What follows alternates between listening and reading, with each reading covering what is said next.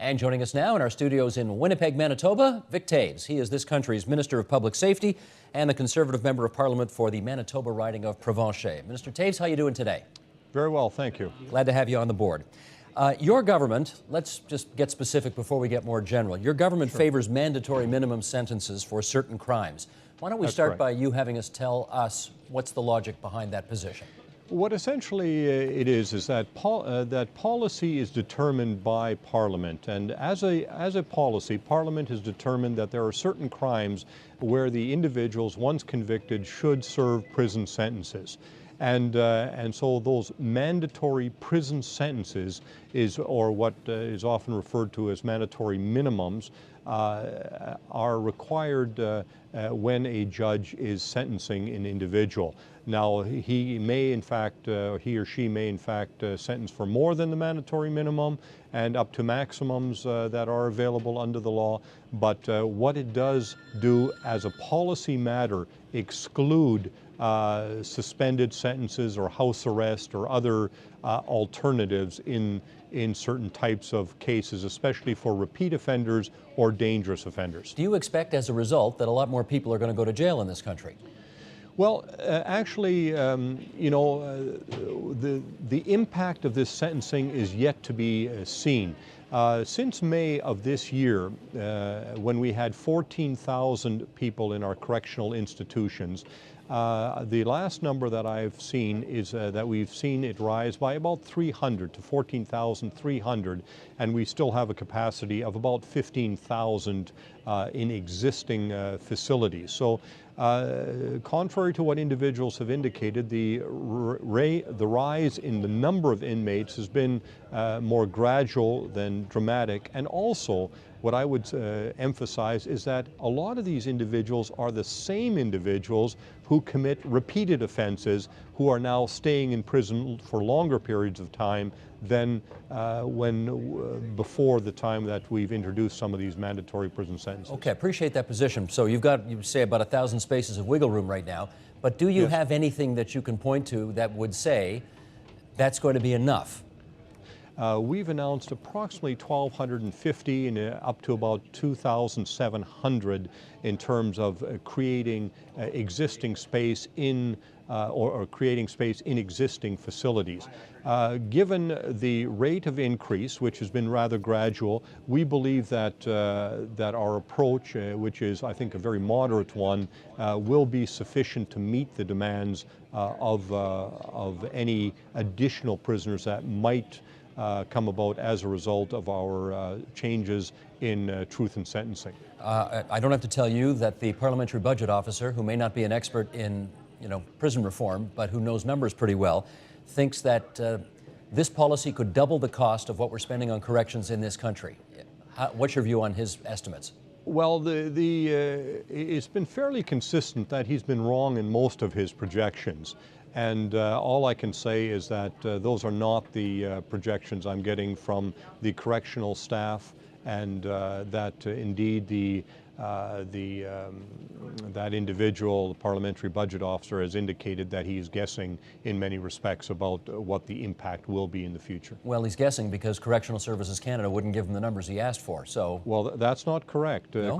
The head of the Correctional Services, in fact, indicated to me that they have fully cooperated with the parliamentary budget officer, and if there's any question about them not, I would suggest that you direct those comments to Don Head, who's the head of the Correctional Services. But certainly all of my information indicates that Mr. Head has been fully cooperative with the parliamentary budget officer. Well, given the size of the deficit right now, regardless of whether the parliamentary budget officer is right or off by somewhat, it's going to cost more. Have we got the money for this right now? You know, crime costs Canadians approximately $70 billion a year. That was the Department of Justice estimate in 2003. $70 billion a year. Canadians have a right to be safe in their homes, on their streets, in their communities, and our government is prepared to make sure that Canadians are safe. Canadians understand that they don't want to see this revolving door justice anymore. They want to see dangerous offenders locked up. And if there is a cost to it, our government is prepared to pay it, because Canadians have made that very clear. If you come to the province of Manitoba, for example, the issues that we're facing with respect to violent crime, gang incidents, people are fed up with criminals on the streets. Everybody hates crime, there's no question about that, and there's probably not much of a debate in this country about whether or not people who commit crimes ought to be punished.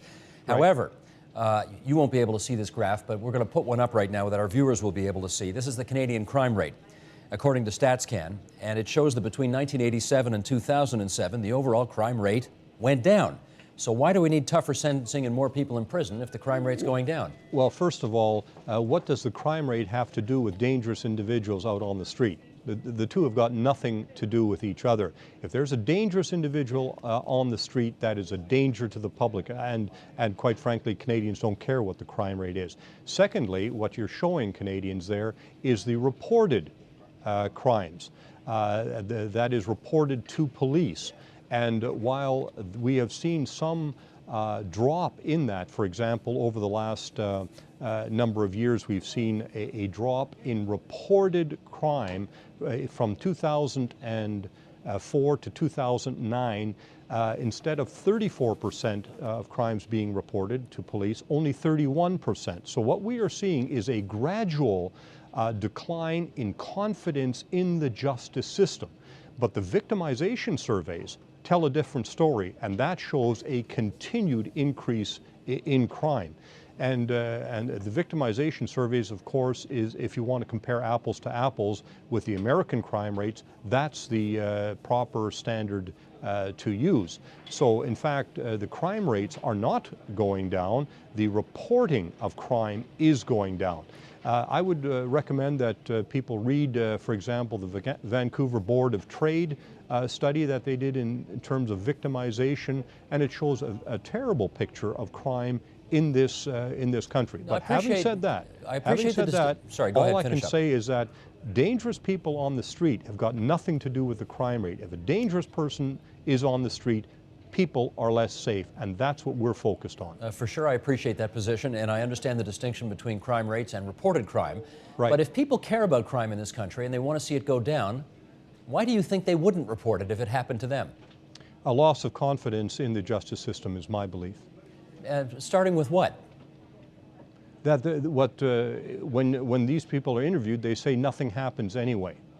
Oh, so they don't feel justice is possible, and therefore they don't bother to report. That's correct. And there are other situations as well, or other circumstances. For example, the StatsCan victimization survey of 2009 indicates that now 88% of sexual assaults are no longer reported. 88%.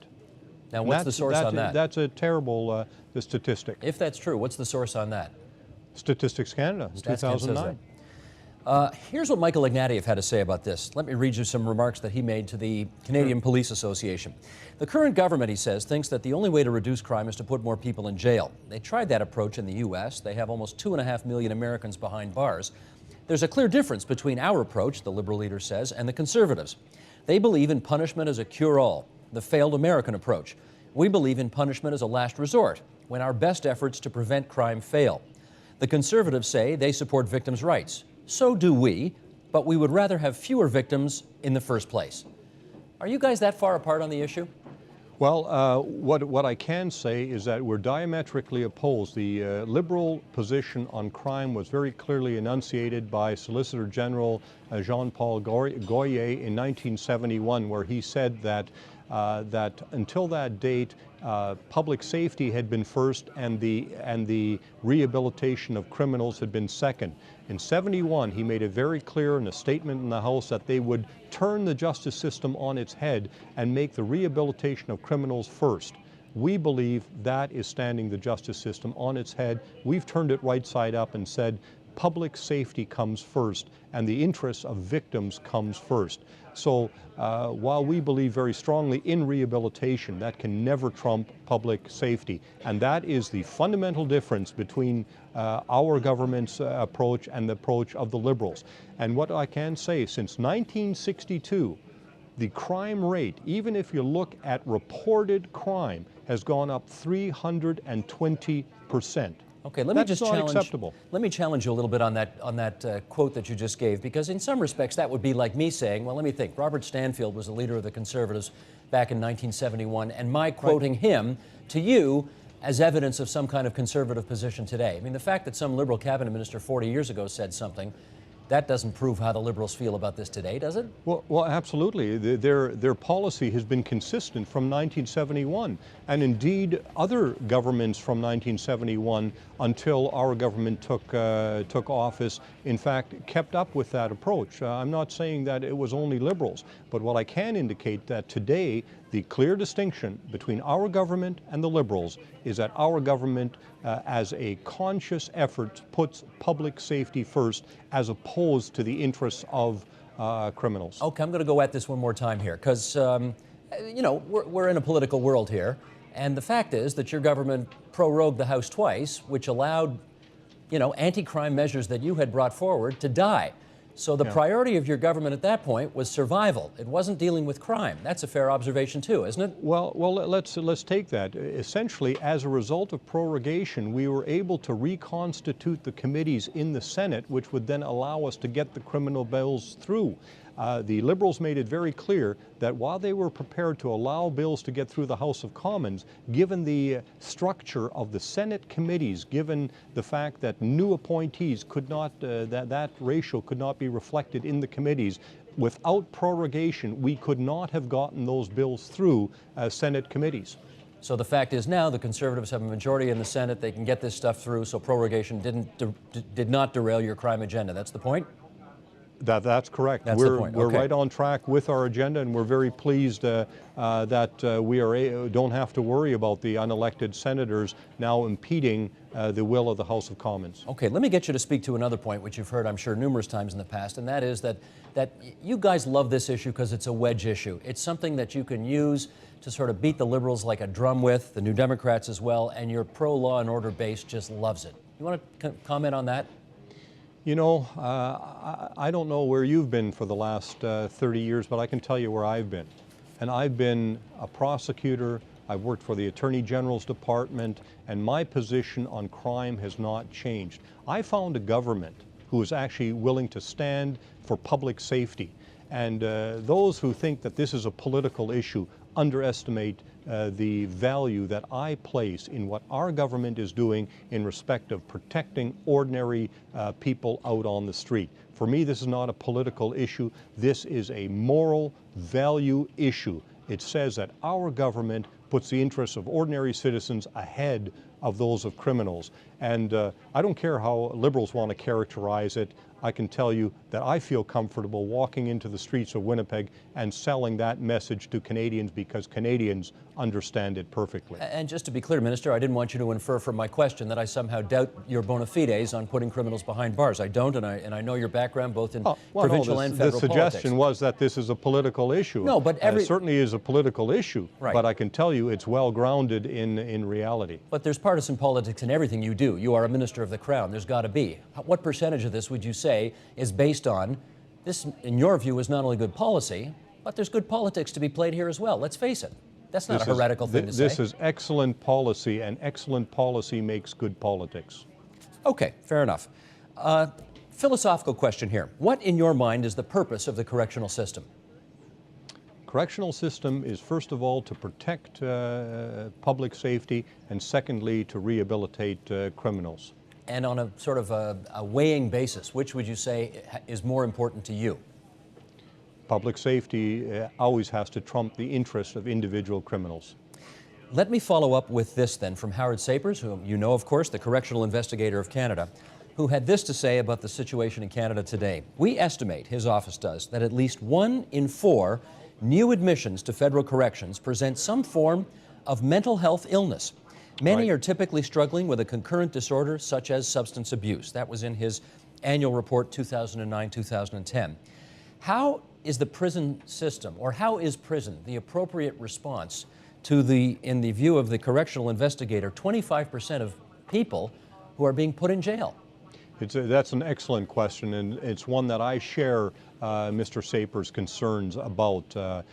prisons should not be shadow mental health institutions. As you know, back in the 1970s, many provinces determined that what they would do was put individuals outside of what was commonly referred to at that time as asylums. And I mean that in the best sense of the word. They provided asylum to individuals who were in need of protection, adults who were in need of protection. These individuals were brought out into the street, and not only did they have mental health problems, but many of them then developed drug problems, which is certainly the case, say, if you go to the Lower East Side in Vancouver.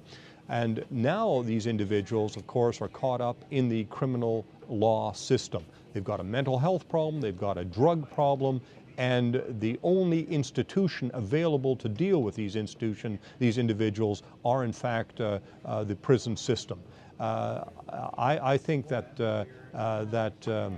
we shouldn't be creating a parallel mental health system now, but we need to be more aggressive in finding ways to deal with people who have mental health problems. And to that end, our government has put forward resources on an ongoing annual basis that were never present in the system under the prior government. Well, so I'm very supportive of that. I think it's very, very important. Do you think some rebalancing is necessary in order to put more resources into mental health and away from prisons? I think we need to continue working with our provincial partners who are responsible for mental health as a health issue. And we need to work together with them in order to ensure that prisons do not become a dumping ground for mentally ill people who need treatment and who should not be in our prison system. Okay, Minister, let me ask you one last thing, and that is, I guess, 25 years ago or so, there was a great deal of concern that people who committed crimes ensure that they had a fair trial, and that was the accent. And the issue of victims' rights was much less of a concern in our justice system. And right. Over time, many governments, including your own, have tried to adjust that balance so that victims' rights are taken into account now much more significantly. My question is, are you at all concerned that the rights of victims now have become so important, both in the justice system and politically speaking as well, that we're a little out of balance now? Out of balance? No. I disagree with you. No, I'm not saying it, I'm just asking it. The rights of victims have got a long way to go before they come anywhere near the rights that criminals have in the criminal justice system. I believe that in the constitutional protections of criminals, but I think that over the last number of years we have unfortunately neglected victims to the benefit of criminals, and that needs to be rebalanced. Our government is committed to rebalancing the Canadian criminal justice system by ensuring that victims' voices are heard and that their interests are not secondary to convicted criminals. Now, I hear what you're saying, and just so there's no confusion at all, I'm not alleging this, I am merely asking the question here, but in your efforts to satisfy victims of crime, some people are going to ask whether or not you're losing sight of what the primary purpose of the justice system is in the first place. And I'll just ask you to comment on that, that's all. I'm not putting it out there with any spin on it, I'm just asking for your comment. The primary purpose of the justice system, obviously, is public safety. Period, full stop.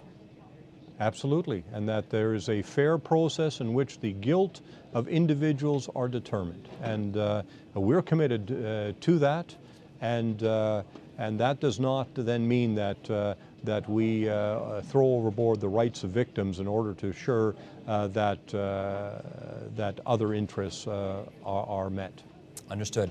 Minister Toews, it's good of you to join us on the line from Winnipeg. Thanks so much for your time tonight. Thank you very much. All the best.